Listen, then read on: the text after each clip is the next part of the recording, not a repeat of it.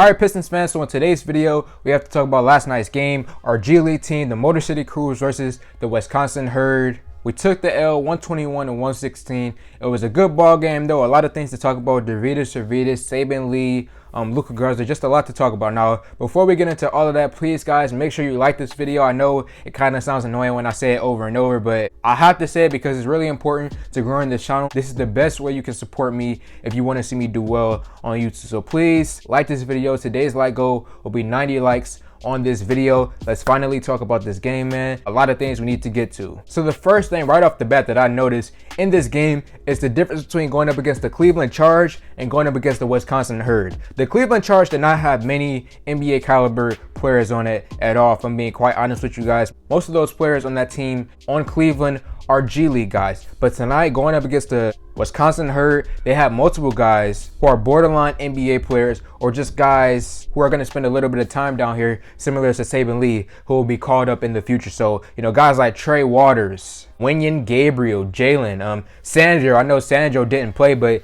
he's another guy on their team who has massive potential. Again, I understand that he didn't play last night, but still, just wanted to mention that the guys that they have in Wisconsin, that's a pretty good, you know, G League team. Multiple players who have been in the NBA before, so this was a good challenge for us. So right into that first quarter, man, let's talk about it. Right off the bat, someone like Dervitas, shot after shot after shot from the three-point line was falling from him, man. Continuing his hot streak from the first game. Dervitas continuing to do what Dervitas does. Doesn't give you defense, doesn't really give you playmaking, even though tonight he did have a really cool play where he passed the ball to Anthony Turk, and Turk had a really cool dunk. But for the most part, Dervitas doesn't really play make for you, doesn't rebound, doesn't really play defense. But what he can do is shoot that darn basketball, and that's what he did tonight. And particularly in that first quarter, shot after shot after shot from the three-point line for Dervitas was going in. I'm glad that he's having success here in the G League. I just want him to expand more on his game because shooting on the perimeter, it can work in the NBA, but in general, you do want to see him add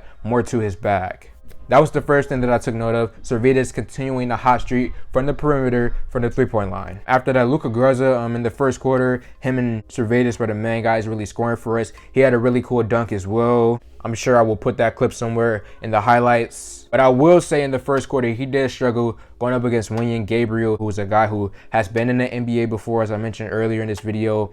He struggled defensively to guard Wenyen Gabriel, and that is a problem for him. And he just got caught up to the NBA since Kelly Olynyk just got injured on our main roster. So he's going to be thrust going up against major top bigs in the NBA, and he will continue to struggle. You know, if he's having issues with Wenyen Gabriel, I'm sure he's going to have issues when he's facing guys like Andre Drummond or Dwight Howard or others. So I do wish that he improves on the defensive end of the floor, but as of right now, I'm just going to give him his props for what he has been able to do on the offensive end, continuing to score the ball inside, and as well the hard work, the effort that he puts in. We all know the type of mentality that Luka Garza has. So for him in that first quarter and then overall in the entire game, very solid offensive performance for him. Let's move on a little bit to the second quarter. The first thing that I noticed in the second quarter was that Cheick Diallo was actually out there. I don't know if I just missed it in the first game. Maybe he was on a roster and I didn't know. But Cheick Diallo is actually on the Motor City Cruise, which is really, really cool.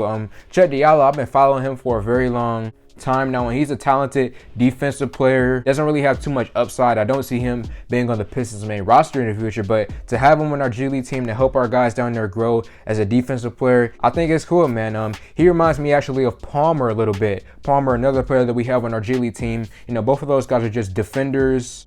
You know, just very strong, bulky men. So Cheick Diallo, seeing him out there, was kind of surprised to see that because I didn't know that he was on our team. And we actually had a little bit of a lead in that second quarter between the shooting of Palmer and the shooting of Jamarco Pickett. Those two guys were knocking down shot after shot and gave us a little bit of a lead in that second quarter. But then towards the end of the second quarter, that's when Wisconsin began to knock down their shots. Trey Waters as well, he began to be aggressive and more assertive and attacked to the hole and was making many layups. Now this was a close game, and I want to move on to the part that everybody is talking about. Late down the stretch in that game, the Motor City Cruise, they lost it, and the reason why is just, you know, turnovers in defense tonight, late in that fourth quarter, man. You know, this is a G League team. I'm not going to be too hard on them, but just too many turnovers late in that fourth quarter cost us. Too many possessions where we didn't get points in that fourth quarter, because it would be a play where we wouldn't score, and then we go down, and then Wisconsin, they would make a three-pointer. Then the same play would repeat itself. We don't score, they go and score. We turn the ball over, and then they go score again. So that was an issue for us in the fourth quarter, and that's why we ended up losing this ball game. We did try to get it back. We did try to get it close between the clutchness of Luka Garza and Saben Lee. They scored the ball inside. So they tried to get us back in that fourth quarter, but just couldn't pull it out towards the end. Saben Lee, he had 2 threes in that fourth quarter, so he did try to will us back. I think he actually finished with 33 points on the night. I don't have the stats in front of me, but I do believe he finished with 33 points. So Motor City Cruise fans, Pistons fans, let me know your thoughts in the comment section below. Very close ball game, but going up against a team who has many players who have formerly played in the NBA, just hard to beat that type of team. So let me know your thoughts in the comment section below. Like this video, comment on this video, share this video. Thank y'all for 3K, and I'm out.